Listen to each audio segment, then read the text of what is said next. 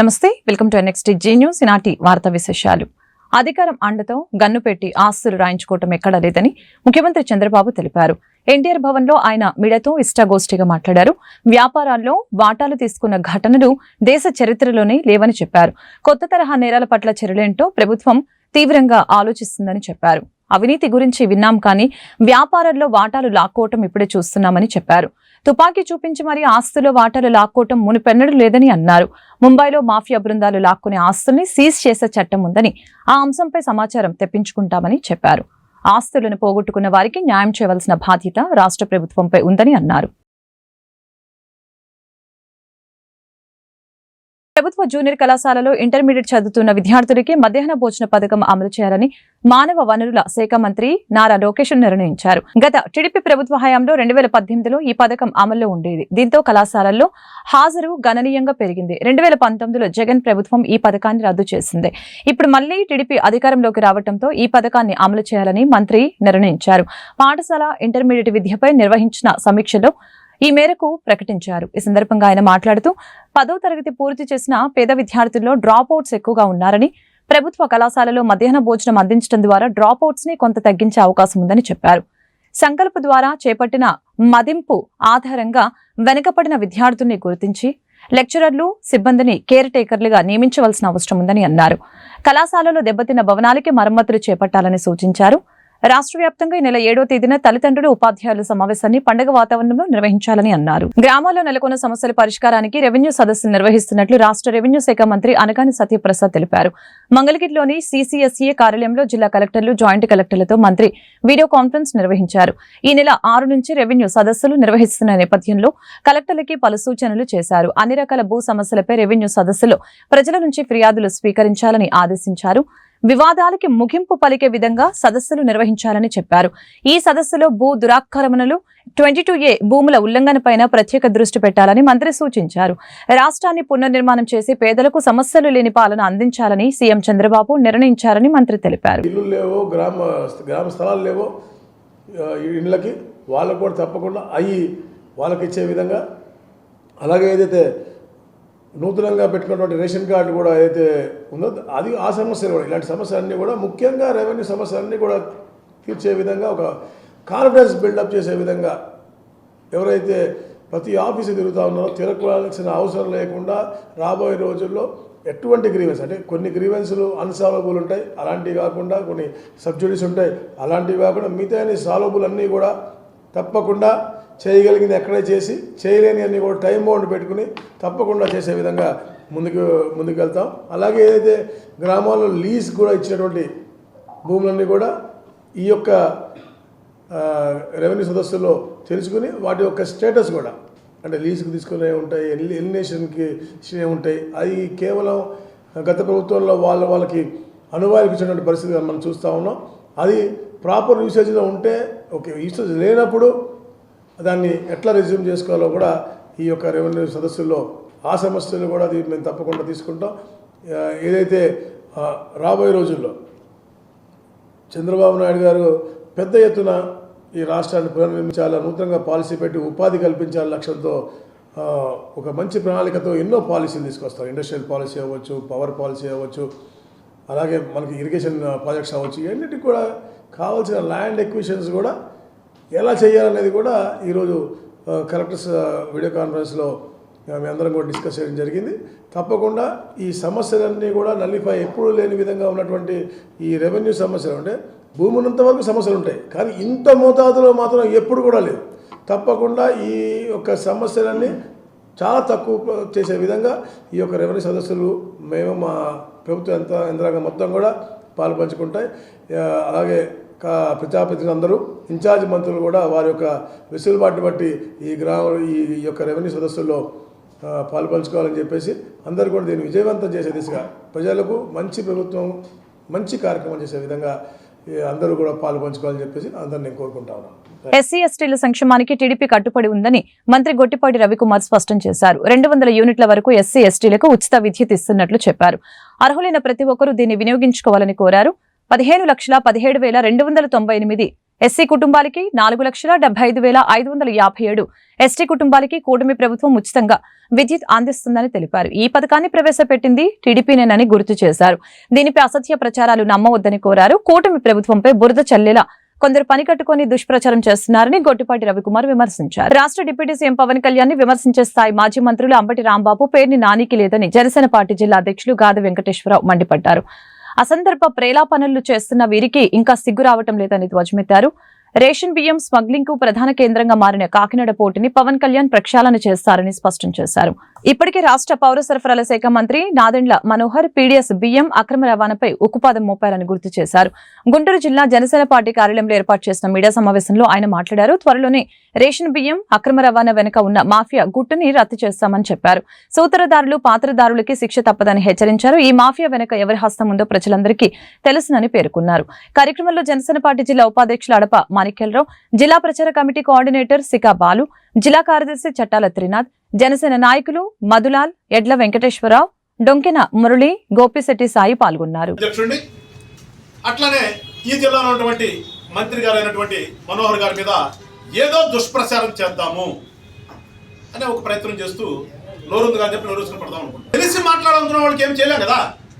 దానితో పాపం గుండెల మీద జగన్మోహన్ రెడ్డి గారు బొమ్మ కూడా పెట్టుకుంటున్నాడు ఈ మధ్యన.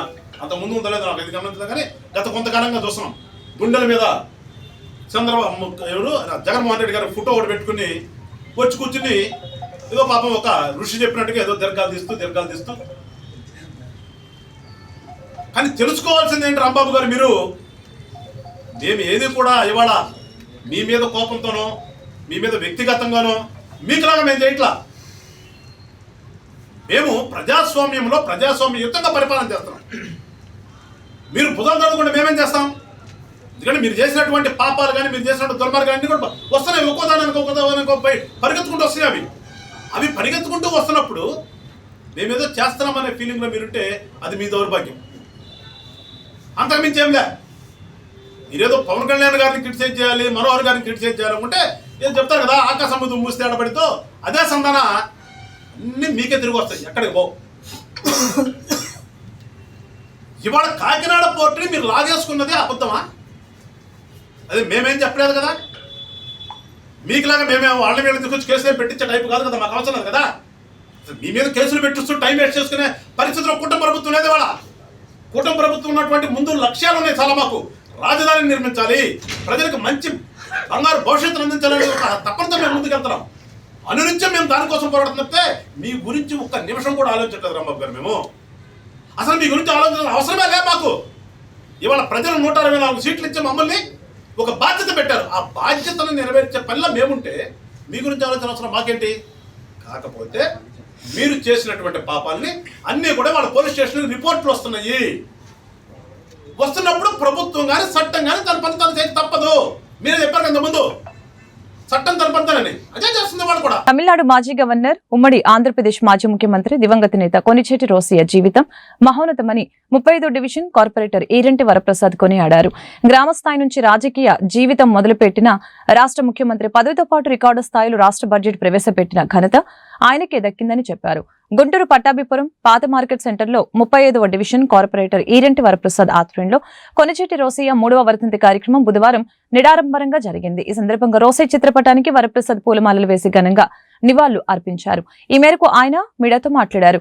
రాష్ట్ర ప్రజలకు కొనిచేటి రోసయ్య చేసిన సేవలను గుర్తు చేశారు. అజాత శత్రువుగా అందరి చేత మన్ననలు పొందిన గొప్ప నేత కొనిచేటి రోసయ్య జీవితం నేటి రాజకీయ తరాన్ని ఆదర్శంగా తీసుకోవాలని చెప్పారు. కార్యక్రమంలో ఆర్యవైశ్య నేతలు కల్లం శేఖర్ తదితరులు పాల్గొన్నారు. అందరికీ నమస్కారం. ఈ రోజున ఆర్యవైశ్య పెద్దలు, తమిళనాడు మాజీ గవర్నరు, ఆంధ్రప్రదేశ్ ఉమ్మడి రాష్ట్రంగా ఉన్నప్పుడు ముఖ్యమంత్రిగా చేసిన శ్రీ కొనిచేటి రోసయ్య గారి 3వ వర్ధంతి సందర్భంగా ఇక్కడ పట్టాపురం పాత రైతు బజార్ సెంటర్లో వారికి నివాళి కార్యక్రమం ఏర్పాటు చేశాము.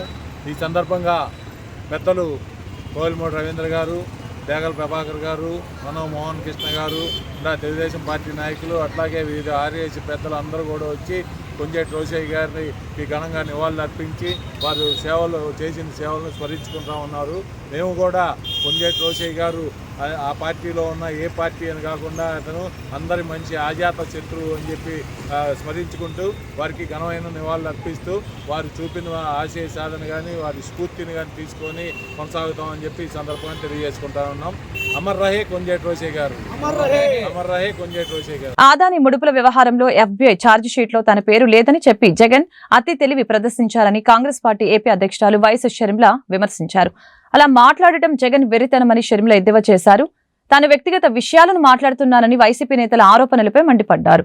తను అలా మాట్లాడితే వైసీపీ నేతలెవరు కూడా ఇంటి నుంచి కాలు సైతం బయట పెట్టలేరని స్పష్టం చేశారు. వైసీపీ వాళ్ళకైనా నేను పర్సనల్ కమెంట్స్ చేస్తున్నాను అని వాళ్ళు అంటున్నారు.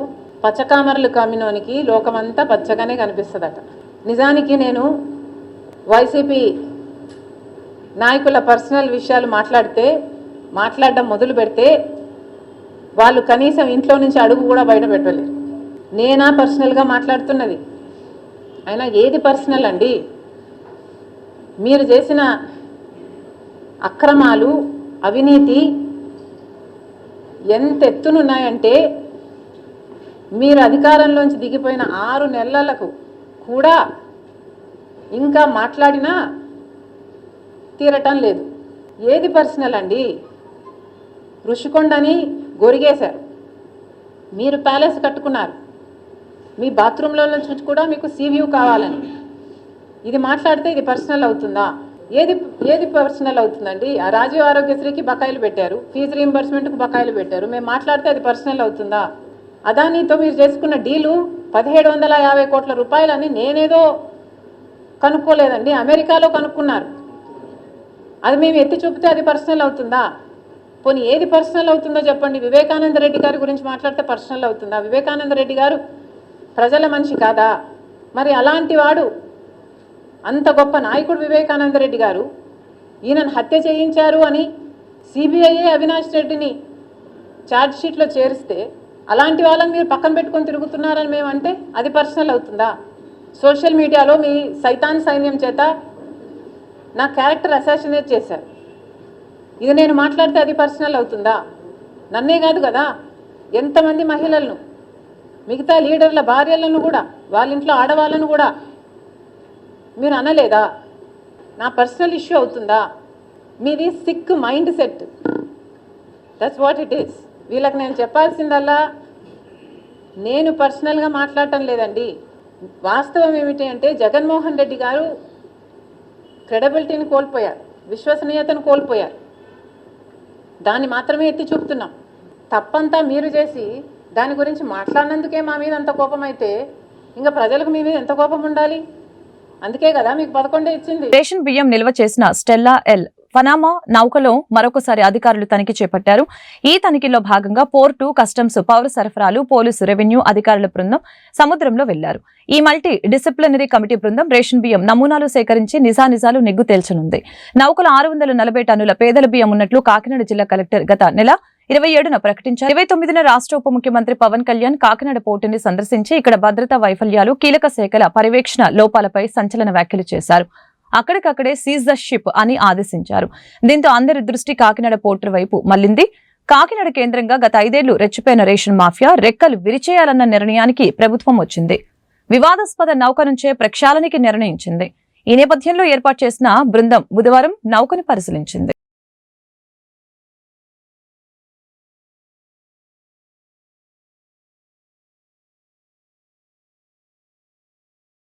ఈ వార్తలు ఇంతటితో సమాప్తం. మరొక బులెటిన్లో మళ్ళీ కలుద్దాం. నమస్కారం.